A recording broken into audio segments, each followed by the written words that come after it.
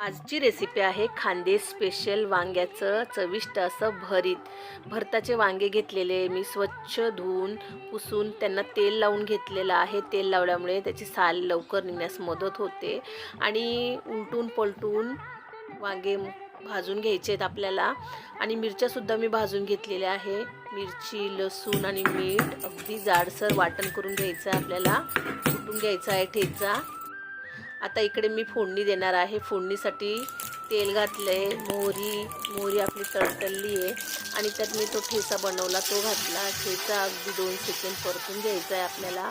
आता वांगे थंड झालेले आहेत. वांग्यांची साल काढून घ्यायची आणि वांगे स्मॅश करून घ्यायचे आहे आणि जी फोडणी केली ठेच्याची ती त्यात घालून मिक्स करून घ्यायचं आहे. कांद्याची पात, कोथिंबीर सगळे जिन्नस आपल्याला मिक्स करून घ्यायचं आहे आणि चविष्ट आपलं भरीत तयार झालेला आहे.